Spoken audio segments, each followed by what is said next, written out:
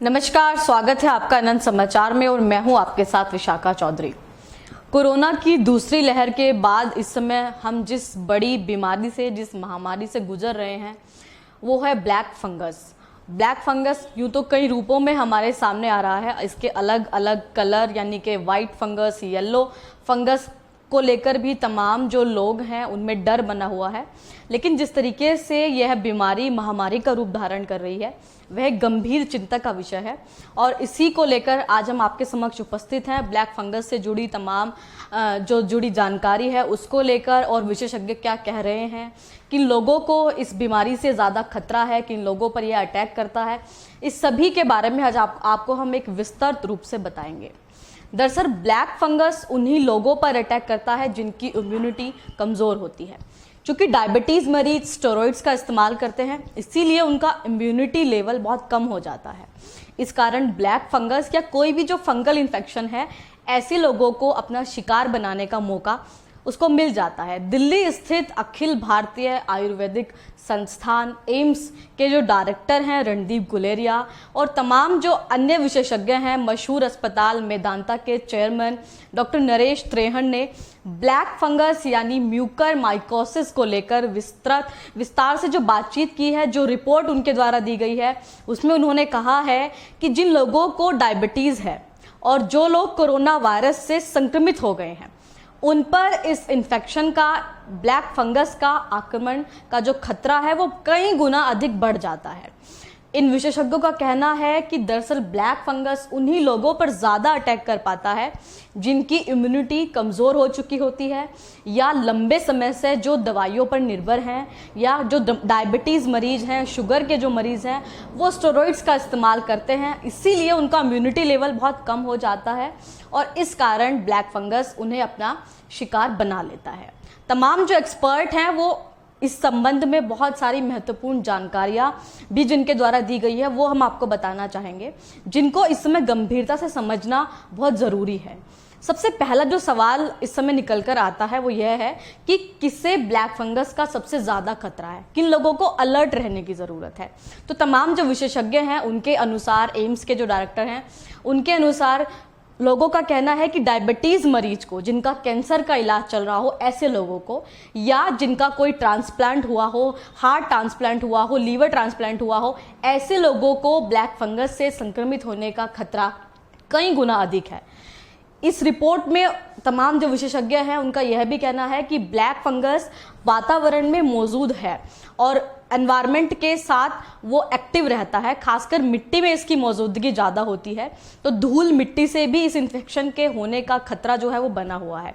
स्वस्थ और मजबूत इम्यूनिटी वाले लोगों पर यह अटैक नहीं कर पाता है या जो लोग स्वस्थ हैं, जो दवाओं पर कम निर्भर है, ऐसे लोगों में इस संक्रमण का खतरा बहुत कम है।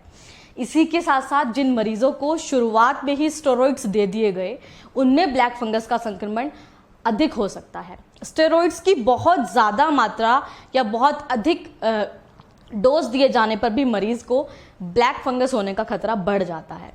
ऐसे लोगों के खून में जो शुगर है कि जो मिठास है वो ज़्यादा बढ़ जाती है।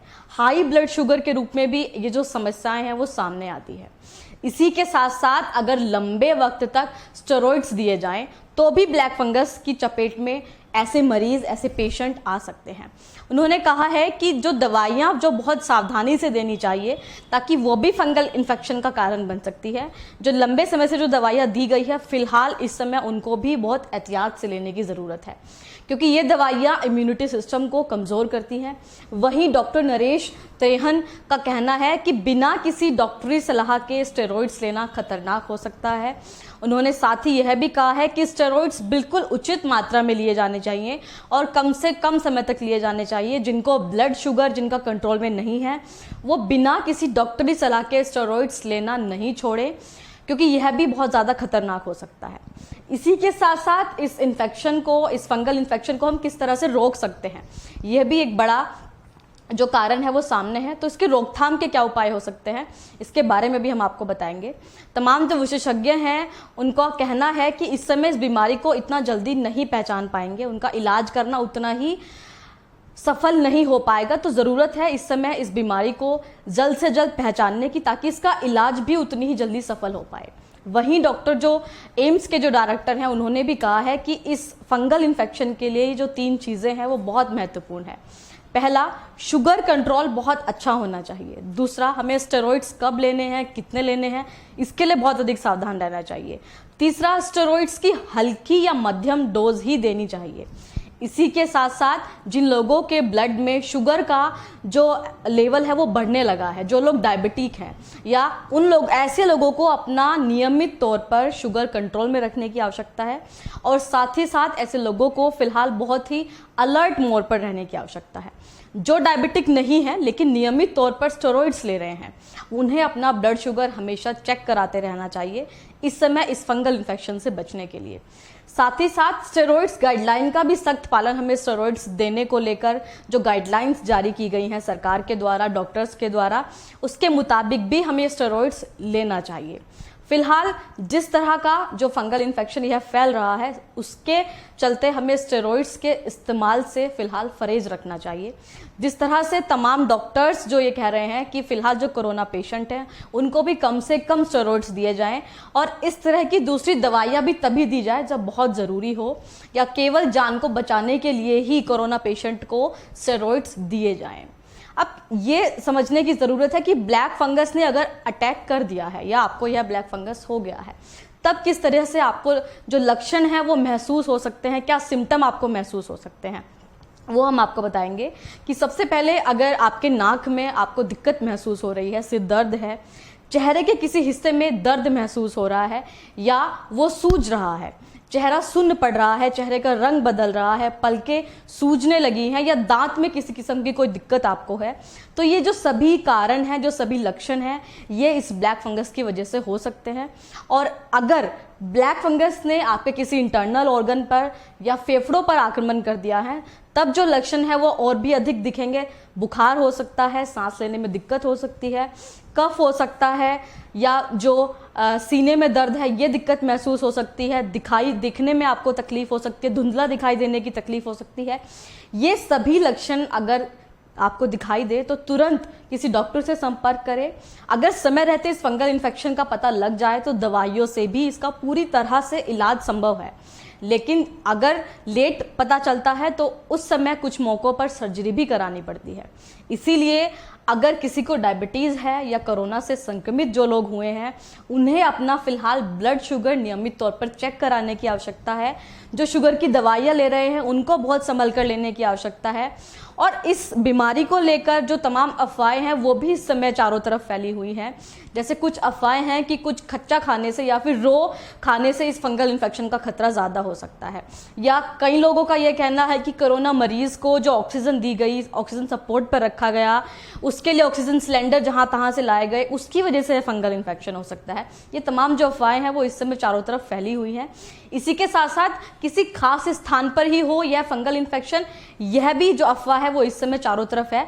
लेकिन हकीकत यह है कि जो लोग होम आइसोलेशन में रहे हैं और जिनको कोरोना हुआ है, उन मरीजों में भी इस फंगल इन्फेक्शन को देखा गया है। तो यह एक पूरी अफवाह है कि किसी स्पेशल जगह से, किसी एक पर्टिकुलर जगह से यह इन्फेक्शन हो सकता है। इन सभी अफवाहों से फिलहाल बचे रहने की आवश्यकता है। और जो लोग कोरोना से ठीक हुए हैं, पोस्ट कोविड स्टेट में फिलहाल जो लोग हैं, उनको बहुत अलर्ट रहने की आवश्यकता है। जो लोग डायबिटीज़ है या जिनका शुगर लेवल मेंटेन नहीं रहता है, उनको तमाम जो नियमित तौर पर चेकअप हैं डॉक्टर के, वो लेने की आवश्यकता है। और इस इन्फेक्शन से बचने के लिए फिलहाल अपना इम्यूनिटी सिस्टम, अपना जो सिस्टम है उसको पूरी तरह से स्ट्रॉन्ग रखने की आवश्यकता है, ताकि समय रहते इस इन्फेक्शन से बचा भी जा सके। और अगर यह इन्फेक्शन आपको या किसी और को भी घेरता है तो समय रहते इसके लक्षणों का पता लगाकर डॉक्टर के संपर्क कर इससे निजात भी मिल सके।